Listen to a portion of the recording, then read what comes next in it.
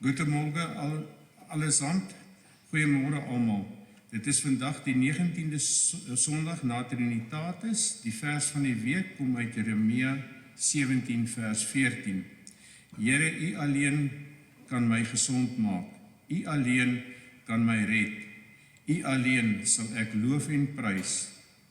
Heile durch mir, Herr, so werde ich heil. Hilf du mir, so ist mir geholfen, denn du bist mein Ruhm. Die kollekte van Sondag 29 September was 6.890, waarvan die volwassenes 6.160 en die kinders 730 bygedra het. Die kollekte van vandag gaan vir Alt-Kroondal. Volgende Sondag is daar 'n Afrikaanse nagmaalsdiens weer hier in Kroondal die gewone tyd. Dan wil ek asseblief hê dat al die kinders van Spatse Nest en DSK saam met hulle onderwysers en helpers sal opstaan asseblief.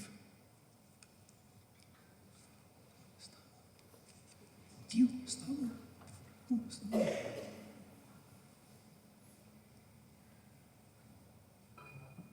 Het julle almal opgestaan?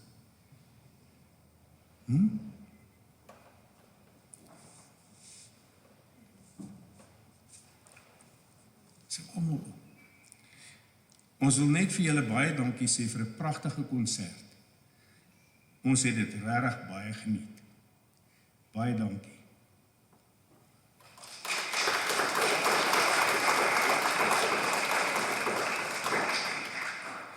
Dan herinner ek julle aan die praatjie van Pastoor Horst Müller vanmiddag 3:00 in die saal. Ons sien uit om julle te sien. Die tema is saad van die hervorming, 'n onbekende verhaal. Laat ons dan hierdie erediens in die naam van die Vader, die Seun en die Heilige Gees vier. Amen.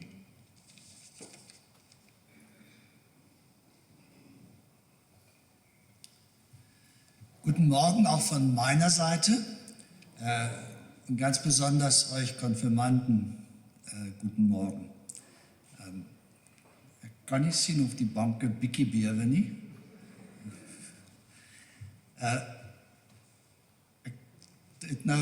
Toe ek sit en ek hoor hoe Karsten die voorspel doen, die musiek, he lifts me up, you lift me up to the highest mountain.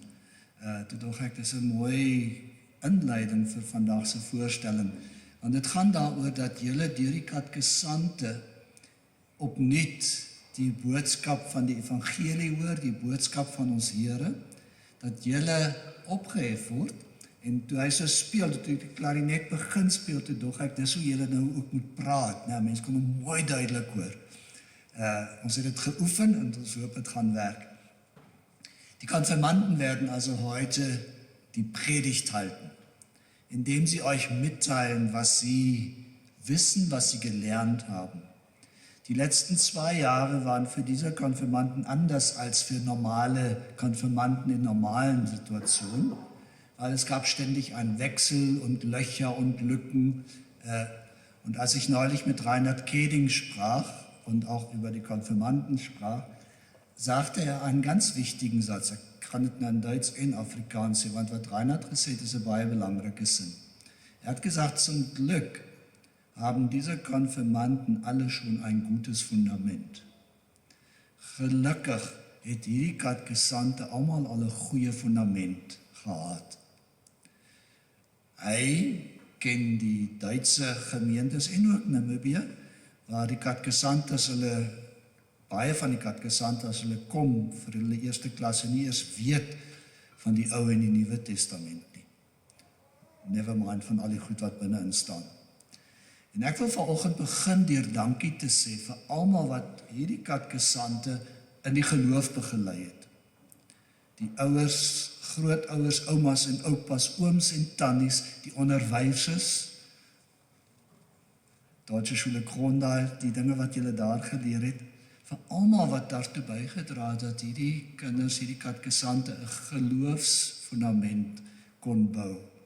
En dat ons wat nou so uitgehelp het hierdie laaste 2 jaar, daarop kon voortbou en nie van voor af moes begin nie. Heute teilt ihr der Gemeinde etwas mit von diesem Fundament, das für den Glauben wichtig ist. Und wir wünschen euch dabei einen guten Weg. Ek sal voor die eerste lied sal ek die kinders vorentoe roep, die wat kinderkerk toe gaan. Die groter kinders kan bly as hulle wil, maar die kleiner kinders dink ek sal beter afwees as hulle die kinderkerk kan buite hê, en dan is nie so onrustig hoef te wees nie. So ek sal hulle vorentoe roep. Also Carsten, wir machen es vor dem Lied uns, dass wir flügen und wir streuen, nur dass du auch weißt. Die lied sal nie, die kinders se uittreklied gaan nie daar verskyn nie, want ek het vergeet om dit op te sit. So. En nou is ons gereed. Die Konfirmanden stellen sich kurz vor. Sie waren ganz unglücklich, dass ich Freitag das Bild machte. Wir haben alle Uniformen an, nur Lisa nicht. Die wurde abgeholt, sie konnte sich schnell umziehen. Aber ihr seht ganz schön aus. Ralf, get started.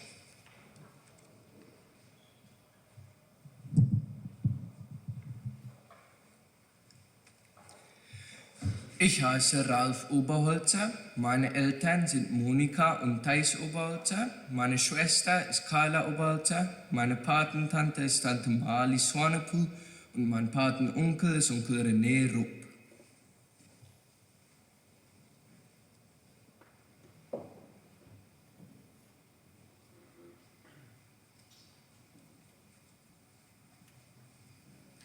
Ich heiße Ottokar Behrens, meine Eltern sind Dieter und Lisanne Behrens und mein Bruder ist August Behrens.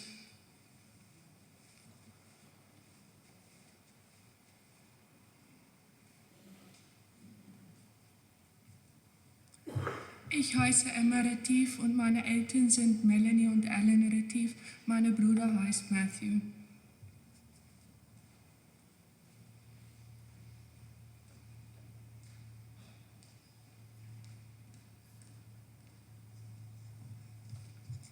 Ich bin Brigitte Meyer, meine Eltern sind Christoph und Julietta Meyer, mein Bruder ist Reinhard Meyer und meine Patentante ist Tante Annemarie James.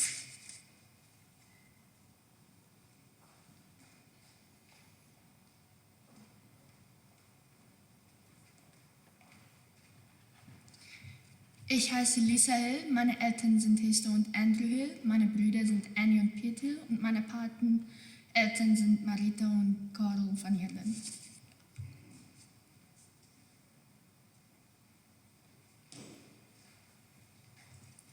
Ich heiße Elke Kronier, meine Mutter ist Karen Ballack und meine Patenonkel ist Onkel René und meine Patentante ist Tante Pinky.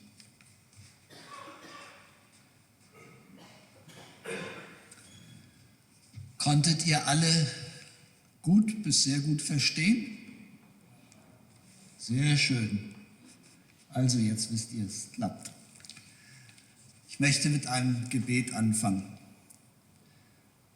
Here baie dankie dat ons vanoggend hier kan by mekaar wees.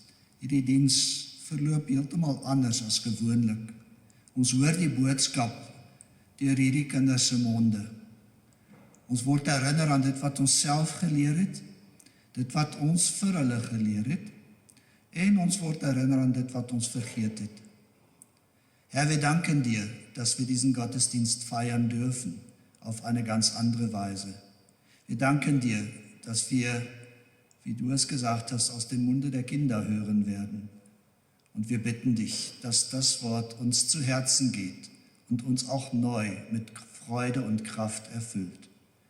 Der du mit dem Vater und dem Heiligen Geist lebst und regierst von Ewigkeit zu Ewigkeit. Amen. Wir feiern diesen Gottesdienst im Namen des Vaters und des Sohnes und des Heiligen Geistes. Amen. Der Gottesdienst ist aufgeteilt anhand des Glaubensbekenntnisses. Der erste Artikel, der zweite Artikel, der dritte Artikel. Und wir fangen an mit dem ersten Artikel. Und ich bitte die ganze Gemeinde einfach mal, so wie es da steht, mitzusprechen in Afrikaans. Alle zusammen. Ek glo in God die Vader, die Almagtige, die Skepper van hemel en aarde. Ons hoor nou oor die skepping wat die katekesante gaan lees. Ek moet net gou die mikrofoon kry.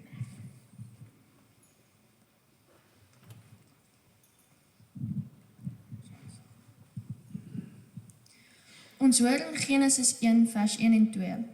In die begin het God die hemel en die aarde geskep. Die aarde was woes en leeg, en donkerte was oor die oerwater. Maar die gees van God het oor die water gesweef. En God het gesê, laat daar lig wees, en daar was lig. Aan die einde van die eerste skepingsberig hoor ons dan, God het na alles gekyk wat hy gemaak het, en kyk, dit was baie goed. In die Nuwe Testament vind ons die evangelie van Johannes. Hy gebruik feitelik dieselfde woorde om sy evangelie te begin. Johannes 1. In die begin was die woord, en die woord was by God, en die woord was God. Alles het deur hom ontstaan, en sonder hom het selfs nie een ding wat bestaan ontstaan nie.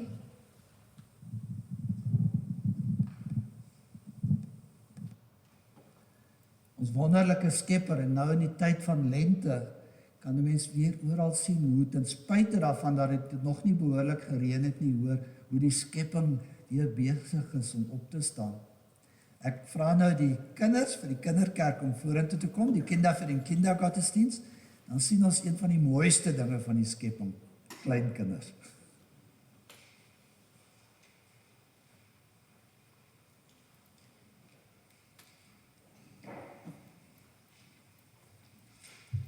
Freut ihr euch auf den Kindergottesdienst? Ja, wir hoffen, dass es ein schönes Miteinander wird und dass ihr, ja, einen guten, ja, kommen noch welche, das ist schön.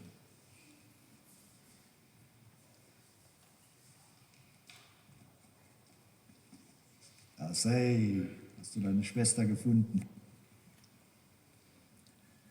Wir wollen beten. Herr, segne du diese Kinder und die Helfer und gib, dass sie eine gesegnete Zeit miteinander haben, während wir hier in der Kirche weiter von den Konfirmanden hören. Amen. Der Segen Gottes ist mit euch. Und jetzt hole ich die Kerze.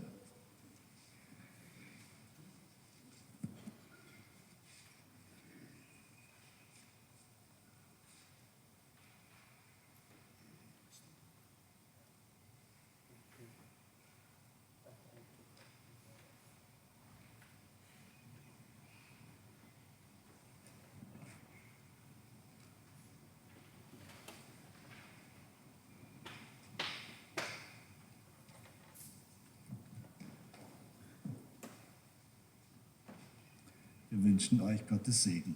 Und wir singen wie normal.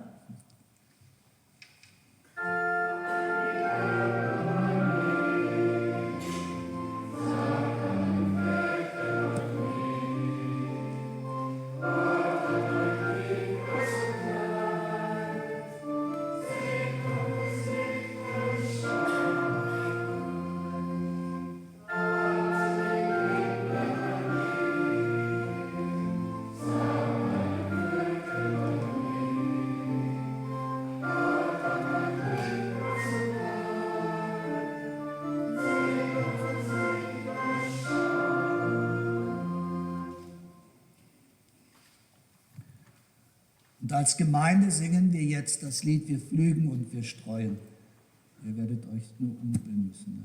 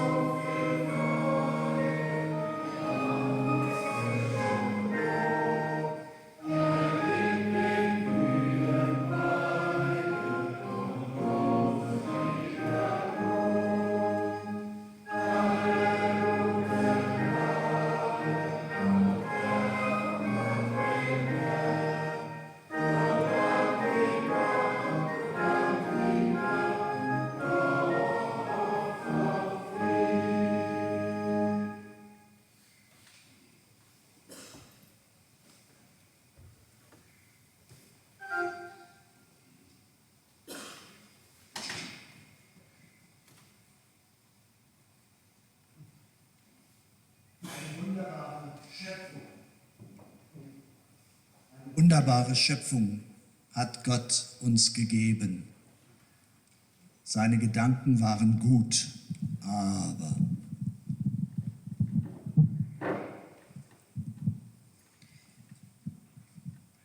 Die verhaal van Adam en Eva vertel vir ons dat die mense God vinnig teleurgestel het. God wil dat dit goed met ons gaan, maar die mense loop verkeerde paaie. Die Here het toe besluit om een volk uit te sonder, om met hulle 'n nuwe pad te begin. Sy idee was dat Israel 'n voorbeeld vir alle nasies moet wees. Hy wou Israel seën. Israel moes dan 'n seën en 'n voorbeeld vir al die ander nasies wees. Om Israel te help, het die Here toe die 10 gebooie gegee. Die eerste gebod is die grondslag van die verhouding. das erste Gebot als Fundament des Verhältnisses zwischen Gott und den Menschen. En nou moet julle dit allemaal mooi saam sê.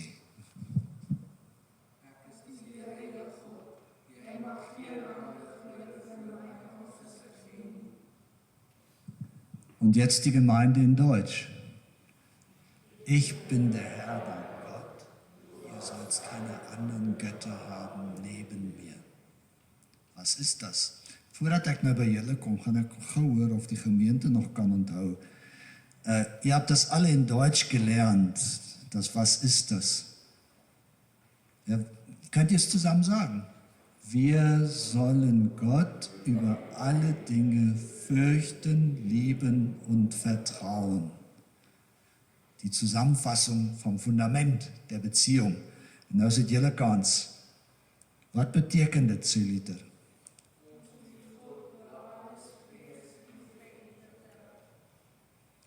Dit is 'n pragtige fundament en ons het met julle daaroor gepraat. Hoekom staan ons moet vir God bang wees? Is dit wat bedoel word? Wie wil antwoord? Daai vrees beteken eintlik respek. Fürchten ist nicht Angst haben. Fürchten ist Respekt haben vor Gott. Zu sagen, du bist der große Schöpfer, wie wir eben gesungen haben.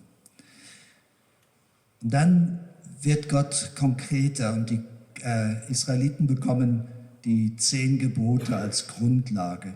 Ich will ganz kurz dazu sagen, Otto Karl hat es gesagt, Gottes Absicht war, dass Israel diesen Wandel macht, die Menschen auf dem Abweg, und mit Israel wollte Gott einen neuen Weg anfangen, damit es besser wird. So, God se plan met die 10 gebooie was om te sê, ek wil dat die mense weer op die regte pad kom. Ich habe euch gesagt, ihr könnt jeder ein Gebot aussuchen, das ihr für wichtig haltet. Sie sind ja alle wichtig, aber wer möchte anfangen?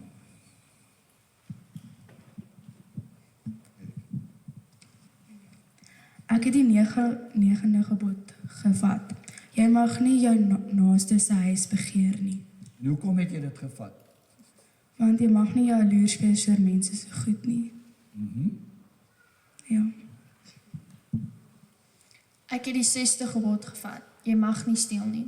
Ons moet God vrees en lief hê, sodat ons naaste se geld en goed nie neem of deur bedrog ons toeëien nie, maar om help om sy goed en lewensonderhoud te verbeter en te bewaar. Ek het die 6ste gebod gekies. Jy mag nie egbreek nie. Ons moet God vrees en lief hê, sodat ons in woorde en werke rein en eerbaar lewe en elkeen sy eggenoot liefhet en eer. Ek het die tweede een gekies. Jy mag die naam van die Here, jou God, nie ydelik gebruik nie, want die Here sal die een wat sy naam ydelik gebruik, nie ongestraf laat bly nie. Ek het die 5de gebod gekies. Jy mag nie doodslaan nie. Ons moet God respekteer en nie ons naaste doodslaan of seermaak nie. Maar as ons iemand anders sien, hulle naastes doodmaak of seermaak, moet ons hulle reghelp. Ek het gekies, jy moet die rustig heilig. Jy moet God vrees en lief hê, sodat ons tyd spandeer om sy woord te luister. Ek gaan nou by daai laaste net gou weer begin. Toe ons al gepraat het, was die eerste reaksie om te sê jy moet die rustdag heilig beteken jy mag nie werk op 'n Sondag nie. En jy het nou iets anders gesê wat eintlik is waaroor dit gaan. Sê dit nou weer, waaroor gaan dit? Waar's nog kom? Slag aan. Jy moet God vrees en lief hê sodat jy tyd maak om sy woord te luister op 'n Sondag. Wie het gepraat oor die doodslaan? Jy.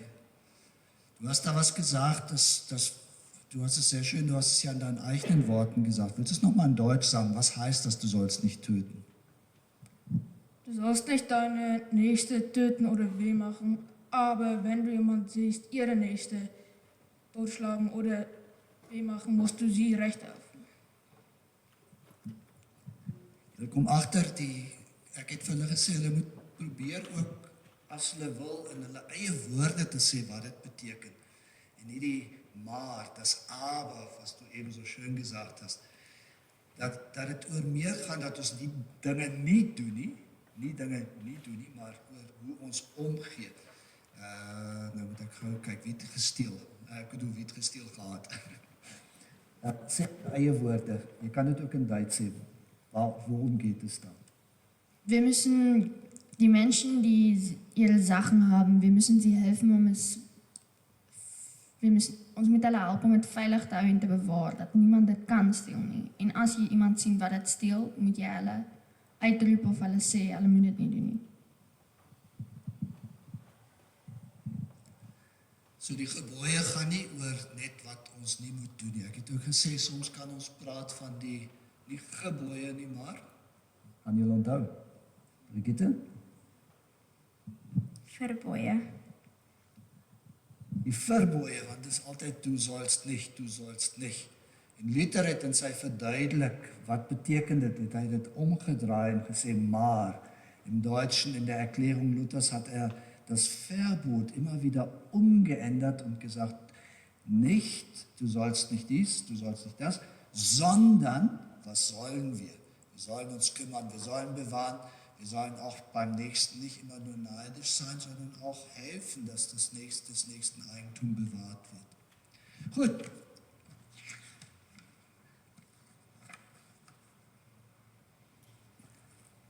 Die Idee bei die 10 gebooie is dat as respek vir God en liefde vir God en respek en eerbied vir mekaar die grondslag van 'n samelewing is, dan is dit 'n gesonde samelewing. En ons weet almal dat dit in ons land op die oomblik nie die geval is nie en in baie gedeeltes van die wêreld nie die geval is nie. En die 10 gebooie is vir Christene en nie-Christene 'n grondslag wat kan help om dat die wêreld gesonder word. Wir singen jetzt zusammen ein Lied, das zum Ausdruck bringen soll, dass wir uns freuen über einen Gott, der es gut mit uns meint. Ons sing saam die volgende lied, Toe myne Seele singe.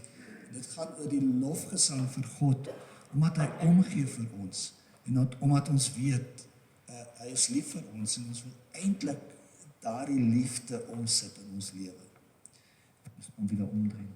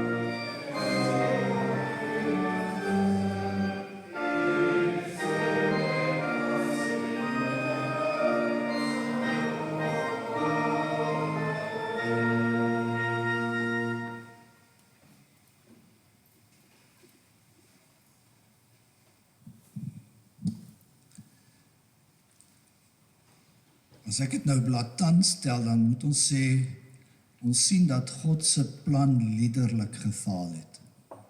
Sy bedoelings met die mense was goed. Hy het die riglyne gegee, maar die mense wou nie luister nie. En toe besluit God om weer te probeer en 'n ander benadering te vat. En dit is vervat in die tweede gedeelte van die Geloofsbelijdenis. Der zweite Teil des Glaubensbekenntnisses zeigt, wie Gott einen neuen Anfang macht. Der Schöpfer, der feststellt, es hat nicht geklappt mit den Menschen. Sie sind zu dickköpfig, zu stur, zu selbstsicher, zu eigensüchtig. Ich muss einen anderen Weg gehen. Und den Weg geht er mit Jesus Christus.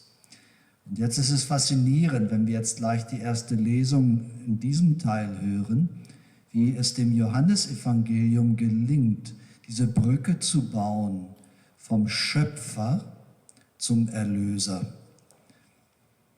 Elke. In die woord het vlees geword en onder ons kom woon, en ons het sy heerlikheid aanskou, 'n heerlikheid soos die van die unieke seun van die Vader, vol genade en waarheid. En net voor dit hoor ons, die ware lig van wat elke mens verlig, wat aan die kom na die wêreld. Hy was in die wêreld en die wêreld het deur hom ontstaan, en tog het die wêreld hom nie erken nie. Hy het gekom na wat syne was, en tog het sy mense hom nie aanvaar nie. Maar aan almal wat hom aanvaar het, het hy die reg gegee om kinders van God te word, hulle wat sy naam glo. Aan almal wat hom aanvaar het, het hy die mag gegee, die reg gegee om kinders van God te word. Alle, die ihn aufnahmen, denen gab er Macht, Kinder Gottes zu sein. Ich habe die Konfirmanden schon vor einiger Zeit bei der letzten Stunde gebeten, dass sie mal überlegen und aufschreiben, was bedeutet dir Jesus? Und bevor die Konfirmanden jetzt antworten, voordat die katekesante nou hulle antwoorde gee, wat beteken Jesus vir jou? Wil ek so 'n bietjie net stilte gee, kans gee vir jou om bietjie daaroor na te dink, wat beteken Jesus vir jou? As ek nou vir jou sou vra, wat sou jy sê? Net 'n klein oomblik van stilte en dan hoor ons wat die katekesante sê.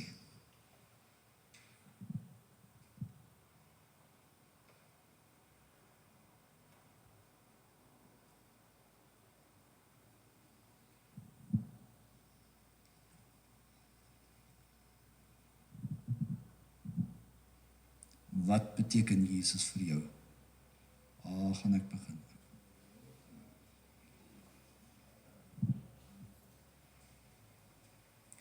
Jesus bedoel vir my dat hy my skuiling is. Hy is vir my sondes gesterf en daarom het ek die ewige lewe. Ek kom net hierom in die hemel. Jesus is my verlosser, wat vir my die ewige lewe gegee het. Hy het my ook so lief gehad, dat hy vir my sondes gesterf het. Jesus het vir my sondes gesterf en is altyd daar vir my wanneer ek hom nodig het. Jesus is die persoon na wie toe ek kan dra in slegte tye, maar ook vir wie ek kan dank as dit goed met my gaan. Hy is my verlosser. Jesus is my herder. Hy sal altyd by my bly en as ek soos 'n skaap my pad verloor, sal hy my soek en my terugbring op die regte pad. Hy is my redder. Jesus beteken vir my my weg en my waarheid. Hy is my rots. Jesus is my redder. Und also jemand jetzt sagt, was bedeutet mir Jesus? Ihr habt jetzt hier das gehört, was die Konfirmanden von sich aus geschrieben haben und von euch gelernt haben, zu Hause gehört haben, im Konfirmandenunterricht gehört haben. Jesus, mein Erlöser. Und das Bekenntnis, das bedeutet er mir. Er ist mein Erlöser. Die volgende vraag, en daar gaan julle weer allemaal lekker saam antwoord, en dit hoef julle nie te lees nie. Julle weet wat het is. Ne? Die nächste Frage ist nämlich, was ist ein Christ? Und da gibt es eine schöne kleine Antwort Und diese kleine Antwort werden Sie jetzt zusammen. Was ist ein Christen?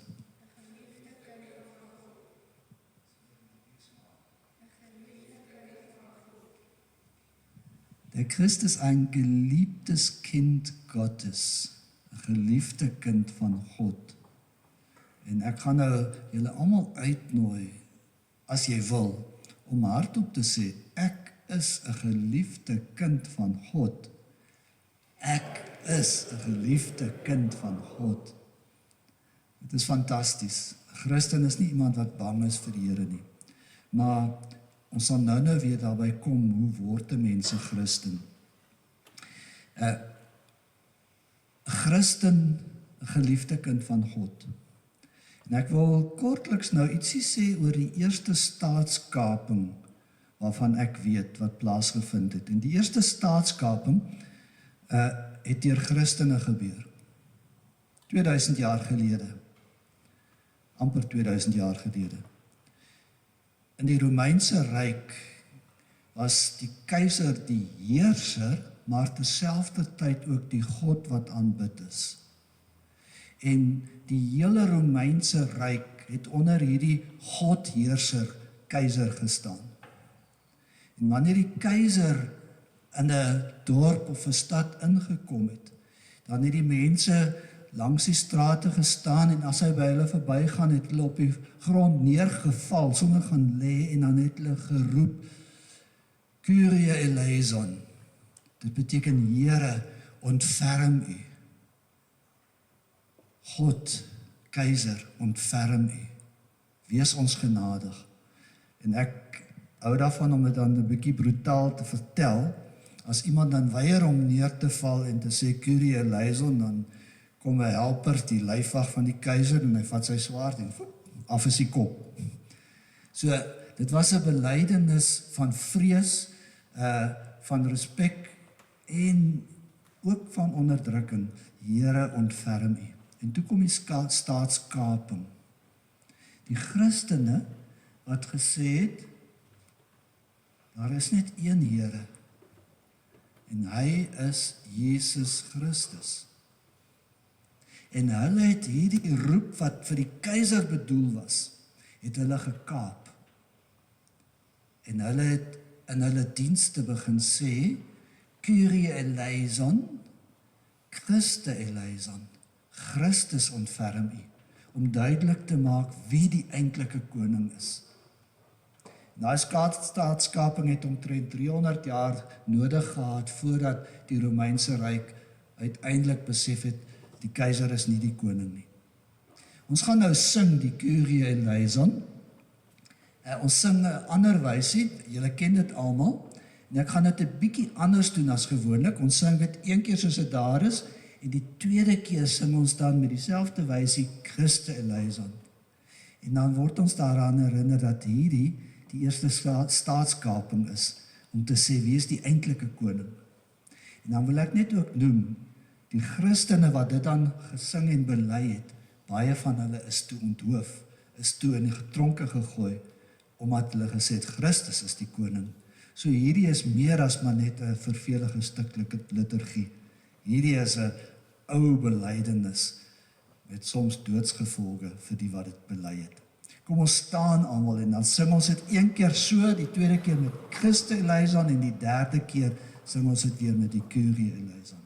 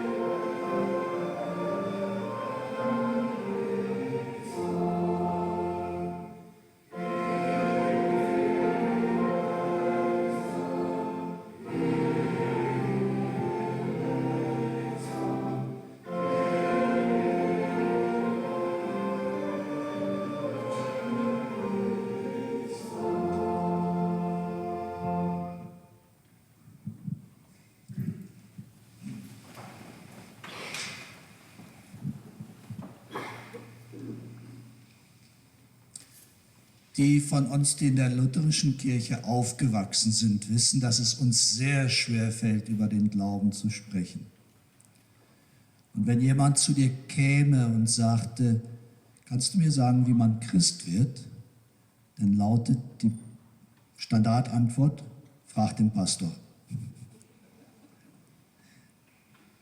Om een of ander rede sukkel ons, veral die Duitse Lutheraner, om oor ons geloof te praat. En as iemand van ons wil weet hoe word 'n mens 'n Christen, dan is die antwoord, vra die pastor. Hy sal vir jou kan sê. Vandag gaan ons die katekesante vra. Hoe word 'n mens 'n Christen? Wie wil begin?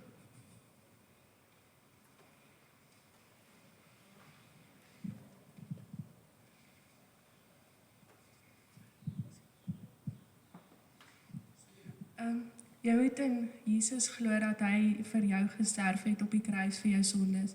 En jy moet, of soos, jy sal jou wil om die Bybel lees en bid.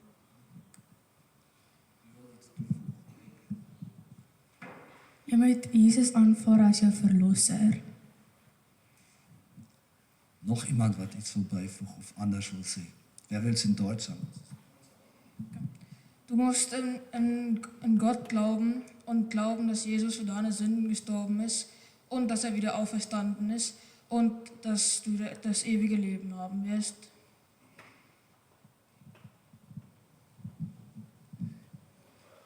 Jesus is ook daaroor gevra. Ons lees in Johannes 3 van Nicodemus wat in die nag na Jesus toe kom en baie onrustig is en dan gaan die gesprek daaroor hoe kom ek hemel toe, wat moet gebeur sodat ek hemel toe kan kom. En dan hoor ons uit Johannes 3. Jesus antwoord vir Nicodemus, Amen, amen, ek sê vir jou, as iemand nie uit water en gees gebore word nie, kan hy die koninkryk van God nie binnegaan nie.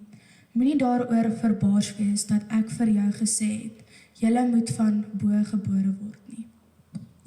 En toe Jesus dit sê, toe wil Nicodemus meer besonderhede weet en kom ons hoor wat Jesus antwoord. Hierop vra Nicodemus hom, hoe kan hierdie dinge gebeur? Jesus sê, so lief het God die wêreld gehad, dat hy sy enigste seun gegee het, sodat elkeen wat in hom glo, nie verlore sal gaan nie, maar die ewige lewe sal hê. Jesus gee nie 'n ingewikkelde antwoord nie. Hy sê, kyk na die kruis. Die seun van die mens word deur God gegee. God gee sy enigste seun. Hy sterf. En elkeen wat na hom kyk, of soos die katekesante in hulle woorde gesê het, wat Jesus as verlosser aanvaar, word 'n kind van God, is gered. So, hoe word 'n mens 'n Christen? Deur na Jesus toe te gaan, deur jou sondes te bely, en deur te sê, Here, U ist mein Verlosser. Ich gehe zum Kreuz, ich gehe zu Christus und sage, Herr, ich bekenne, dass ich versagt habe. Die 10 Gebote, die erste Gedeelte. Und ich glaube, dass du mir vergibst. Ich nehme es an. Ich nehme dieses Geschenk an. Ich gehöre dir. Hierdie geskenk van verlossing word in die doop sigbaar. En nou het ek vir julle gevra om 'n bietjie te sê wat julle oor die doop wil sê. Wat beteken die doop en wat beteken dit vir jou? Wie wil begin?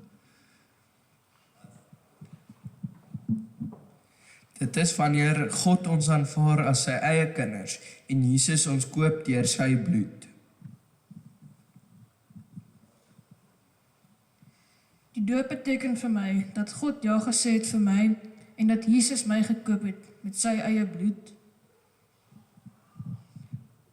In die doop koop Jesus my met sy bloed en maak my 'n nuwe mens. Wanneer ek gedoop word, word ek gekoop deur Jesus se kosbare bloed. Ek is van my doopdag af 'n geliefde kind van God. Die doop beteken vir my dat God jou by hand gekies het deur ander om 'n lewe met hom te stap met veiligheid en liefde altyd by jou. Jesus se bloed het my gekoop. Die doop beteken vir my dat ek skoon gewas was deur die heiligheid van God, gekoop deur die bloed van Jesus. En dan weer die samevatting, ek is 'n geliefde kind van God. Die fantastiese geskenk. Luther het hierdie boodskap saamgevat in die verduideliking tot die tweede artikel. Baie van julle het dit in Duits geleer en in Duits vergeet. Ons gaan dit nou almal saam in Afrikaans sê. Nou, dit wat ons nou daar sien, is vir my een van die mees fantastiese samevattings van wat die evangelie beteken. En as ons dit lees en saam lees, dan nooi ek jou ook uit om later by die huis weer na die Duitse ene te kyk wat jy geleer het en dalk vergeet het en te sê, dis waaroor dit gaan. Dis die kernboodskap van die evangelie. So ons staan nou almal op en dan bely ons saam soos wat dit daar staan. Ek glo dat Jesus Christus, waaragtige God uit die Vader in ewigheid gebore en ook waaragtige mens uit die Maagd Maria gebore, my Here is, wat my verlore en verdoemde mens verlos, verwerf en losgekoop het van alle sondes, van die dood en die mag van die duiwel, nie deur goud of silwer nie, maar deur sy heilige kosbare bloed en sy onskuldige lyde en sterwe, sodat ek sy eie sal wees en in sy koninkryk onder hom lewe en hom dien in ewige geregtigheid, onskuld en saligheid.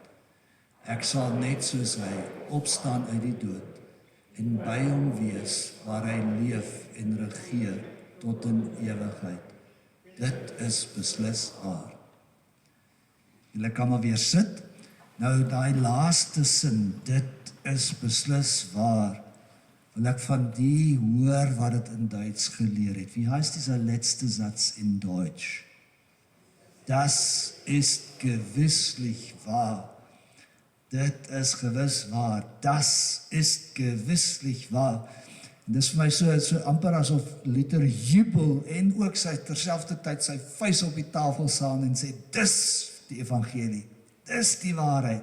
Jesus het ons verlos. Ek is sy eie.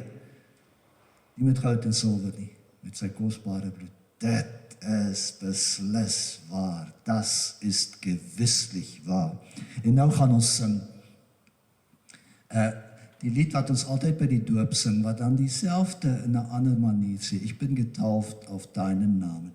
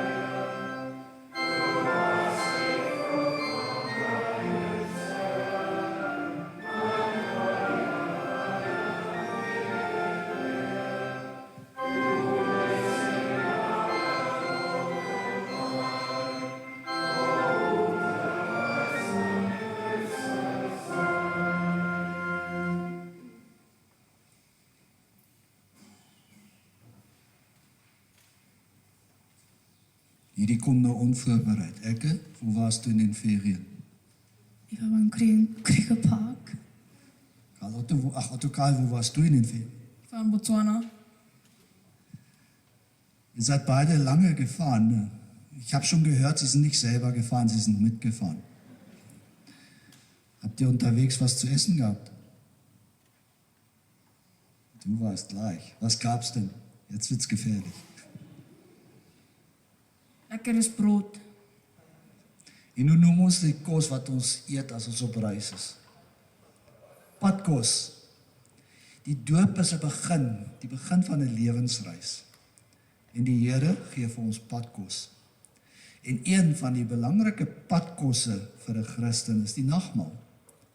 Baie mense beskou dit nie so nie, maar dis wat dit eintlik is. En daarom het Jesus, toe hy dit ingestel het vir die disippels, gesê, maak dikwels gebruik daarvan. Want ons eet en drink, ons word herinner. Nee, nou gaan ek te veel sê, ek vra vir julle, wat is die nagmaal?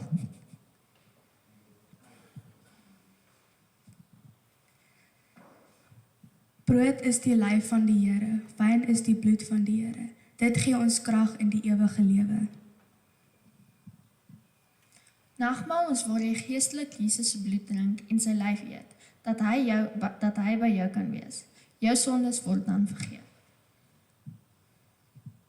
Die brood is sy lyf en die wyn is sy bloed. Dit gee ons krag en 'n nuwe begin sonder sondes. Ons sondes word vergewe deur ons wat Jesus se lyf eet en sy bloed drink. Dit word voorgestel deur brood en wyn. Die nagmaal herinner jou dat jy 'n geliefde kind van God is. Sy liggaam, die brood wat ons eet is sy liggaam en die wyn wat ons drink is sy kosbare bloed. Die nagmaal is 'n tyd waar jou sondes vergewe word. Dit is Jesus se lyf wat ons eet en sy bloed wat ons drink. Wat Jesus self daar gesê het uit Johannes 6. Jesus sê, wie my liggaam eet en my bloed drink, het die ewige lewe, en ek sal hom by die laaste dag laat opstaan. Want my liggaam is ware voedsel en my bloed is ware drank. Wie my liggaam eet en my bloed drink, bly in my en ek in hom. Soos die lewende Vader my gestuur het en ek deur die Vader leef, so sal die een wat my eet ook deur my leef.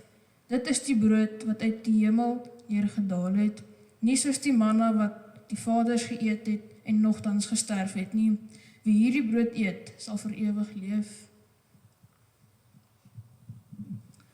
Ek het 'n paar weke gelede hier in die diens oor hierdie tekste gepraat, oor die nagmaal gepraat. En ek wil net gou herhaal terwille van die wat nie daar was nie. Weereens wou die mense weet, hoe werk dit? En elke keer het Jesus net een antwoord gegee en dit is eet en drink. Hy het nie verduidelik nie. Dis eers met die geskiedenis verloop van tyd dat die teoloë probeer het om te verduidelik. En waar ons dit dan 'n moeilike ding gemaak het. En waar dit die nagmaal ietsie geword het waarvoor mense skrikkerig was en weggebly het. Maar Jesus het eintlik net gesê, kom, eet en drink. Kom, jy's 'n genooide gas. Smaak en proe, die Here is goed. Die evangelie in eetbare vorm, dis die nagmaal. En daarom is dit 'n bron van krag vir 'n Christen. Die ander bron van krag, of 'n tweede bron van krag vir 'n Christen op pad deur die lewe, is sy woord. En nou het ek ook vir julle gevra om te sê, wat beteken die Bybel vir jou? Waarvan hou jy? En elkeen kon weer sommer net sê waarvan hy of sy hou.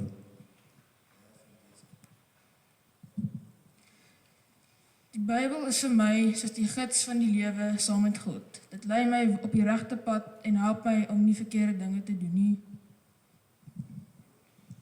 Ek hou van die interessante lewenslesse in die Bybel. Ek hou daarvan dat die Bybel vir ons sê hoe om te lewe. Dit is soos 'n riglyn van die lewe. Ek hou daarvan dat dit 'n storie vertel en dat dit jou leer hoe om te leef. Ek hou van die gelykenisse wat Jesus vertel, soos wat die mense met koring of met natuur vergelyk word. Die geskiedenis van die verlede van Christene. Daar is meer as een skrywer, so daar is meer perspektief oor hoe hulle iets oorleef het. As ons nou baie tyd gehad het, sou ek so deur die rye loop en sê, wat beteken die Bybel vir jou? Waar is dit vir jou waardevol? Ongelukkig sal dit dan te lank wees. Maar dit is fantasties, die Bybel as God se hulpmiddel vir ons pad, soos ons daar gehoor het, met baie verskillende perspektiewe. En gelukkig is die Bybel baie maklik om te verstaan. Of hoe? Waarmee sukkel jy in die Bybel? Wat is vir jou moeilik? Wie wil begin? Dit is baie keer moeilik om al die reëls in die Bybel te volg. Die Bybel het dele wat baie maklik kan verstaan word, maar daar's baie dele wat baie moeilik is om te verstaan, maar as jy moeite daarin sit, kan jy dit ook verstaan. Dit is partykeer moeilik om al die reëls te volg in die Bybel en alles te verstaan. Partykeer is dit moeilik om dit te verstaan as dit in 'n hoë vlaktaal geskryf het. En ook, dit is partykeer moeilik om dit by die lewe toe te pas. Partykeer is dit moeilik om dit te verstaan want dit is bietjie moeilik gesê en dan moet kinders dit partykeer verstaan en dan kan hulle nie want hulle is kinders. Om 'n paar van die verse te lees waar jy nie altyd verstaan wat daar staan of wat daarmee bedoel word nie. Nogtans is dit belangrik om gereeld die Bybel te lees. En nou wil ek weer van julle hoor, hoekom is dit belangrik om gereeld die Bybel te lees?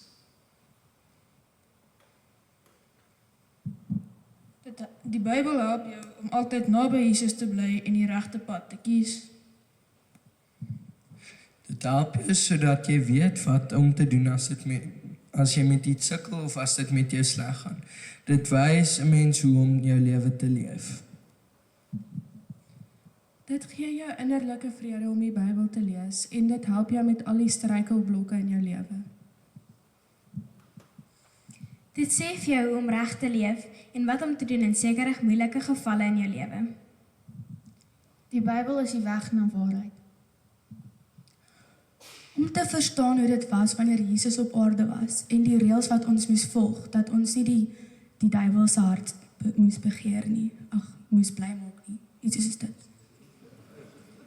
Die duiwel se hart soos in bly maak of iets is dit. Ja, daar in daai rigting. Ons nie die duiwel bly maak nie. Ja, net so. Is daar iemand in die gemeente wat wil sê hoekom dit belangrik is om gereeld die Bybel te lees? Wie wil dit waag? Vinnige hand op. Daar.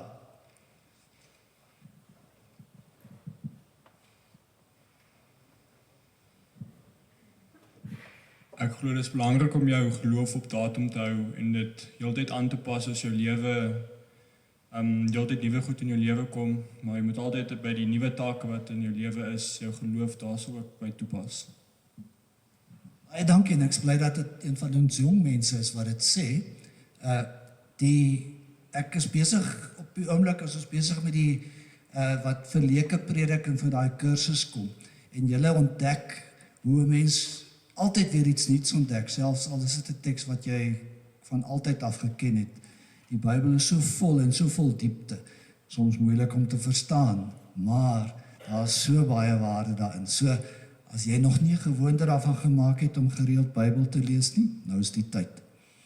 Ons gaan nou 'n lied sing, spreek Heer, want u diensknegt luister, u dienaar luister, en ons gaan dit een keer saam met die orgel sing, en as dit goed werk, dan gaan ek dit nog 'n bietjie anders indeel.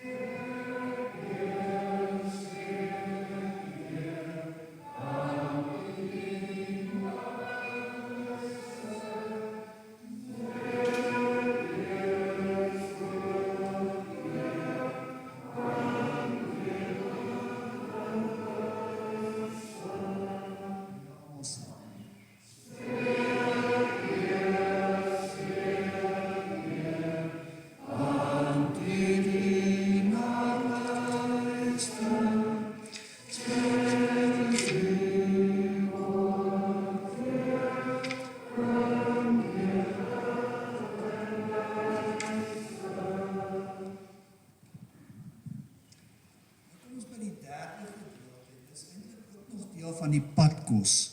En die derde gedeelte is oor die Heilige Gees, waar ons dan bely, ons glo in die Heilige Gees. En weer eens vra ons dat ons opstaan en dan saam bely met wat Luther in sy verduideliking daaroor sê.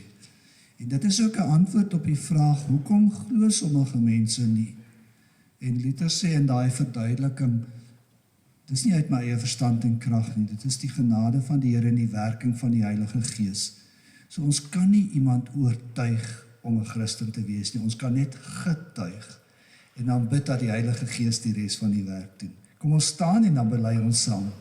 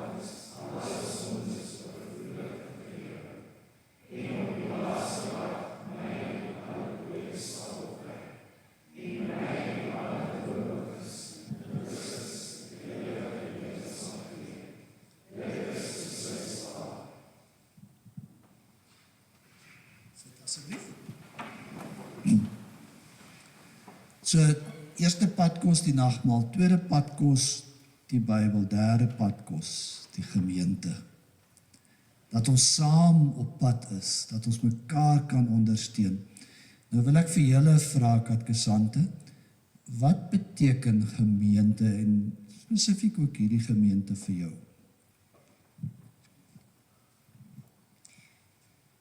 Die gemeente is my huis ver weg van die huis af. Dit is my wortels in die Christelike geloof.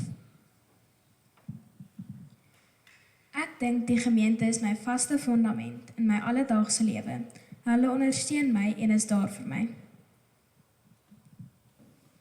Dit is 'n plek waar ek veilig voel en almal my sal help om my geloof te verbeter. Die gemeente is soos vir my 'n tweede familie. Hulle ondersteun my wanneer ek hulle nodig het. Die gemeente is die mense saam met wie ek God aanbid en vereer. Hulle is my tweede familie. Die gemeente is soos in die rots waar ek kan op vertrou om soos in te wees, soos in hy, kan jy asseblief gou so help? Nou, 'n kompliment aan die gemeente, aan Kona gemeente. Ek was so bly om te sien, en ek het dit ook al genoem, hoe baie van julle betrokke is. Want in die verlede, en soms nog in ander gemeentes tot vandag toe, is die gemeente klomp toeskouers wat kyk hoe die pastor en die kirchenvorstand hulle werk doen. En dan betaal hulle en dan doen die ander die werk.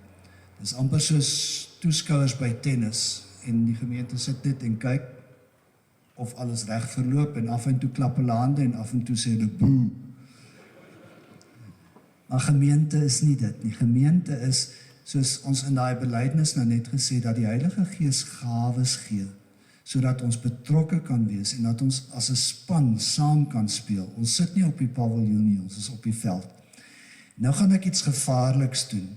Ek het die katkesante gevra om te sê waar hulle wil betrokke raak. En ek sê dis gevaarlik, want julle hoor almal nou, julle is getuies.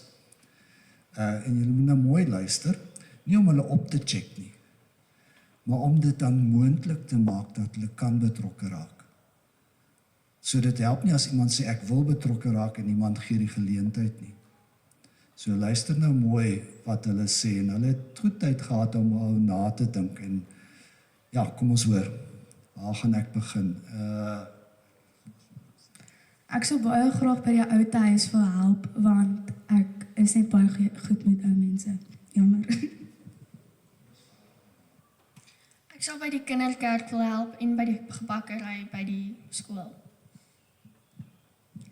Ek sal graag by die kinderkerk, die ouetehuis en die kerkkoor wil help. Ek sal graag by die kinderkerk en die ouetehuis help. Ich würde gerne in die Jugend und beim Karneval und Basar helfen und auch im Kindergottesdienst. Ich werde auch gerne beim Kindergottesdienst helfen und bei der Jugend und auch Basar. So aan al die jong families, daar is nog baie kindergodsdiensthelpers, so ons moet net voorsien. En ons is bly oor die babas wat in die afgelope tyd gebore is, en daar is nog spasie. Koor, Hercules het jy gehoor? Nuwe kooraspirante, so wat hulle betrokke kry. En soos ek sê, ons moet die geleentheid skep. En dan ook vir jou die vraag, waar wil jy betrokke wees en waar is jy betrokke? Want dit gaan nie daaroor dat 'n paar mense alles doen nie. En julle het die verskeidenheid van dinge gehoor wat hulle gesê het. En soos ek sê, dit was wat hulle self gedink het. Ek het nie vir hulle gesê, jy moet dit sê nie. Want die gemeente, as 'n gemeente op pad is, dan is 'n gemeente 'n geweldige instrument om die liefde van God te verkondig. En dit sing ons nou in die volgende lied. En nou mag julle teruggaan na die bank toe. Helder skyn ons lig vir die nasies en dis ons lig wat skyn.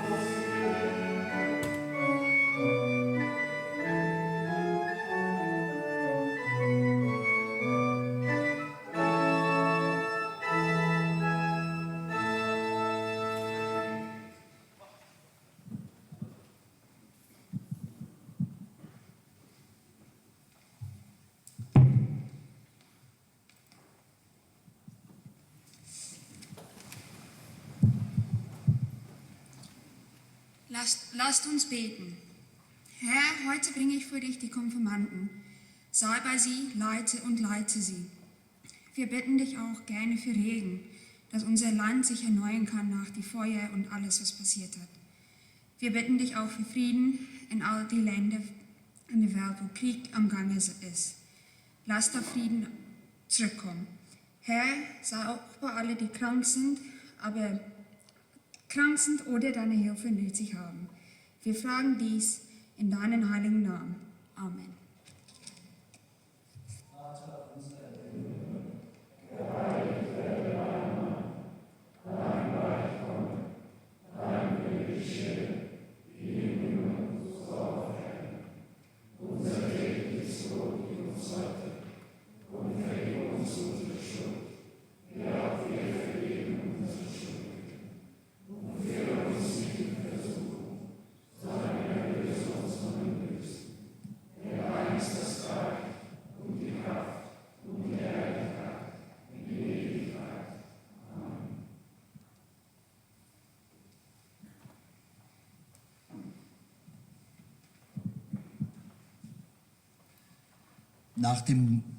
Nach dem Segen hören wir dann das Nachspiel. Und dann bitte ich die Konfirmanden nach dem Nachspiel mit mir an den Ausgang zu gehen. Dann dürft ihr ihnen die Hand geben, die möchten, oder vorbeigehen, wenn ihr wollt. Und dann wollte ich nur sagen, für den nächsten Sonntag haben wir zusammen mit den Laienpredigern den Gottesdienst vorbereitet.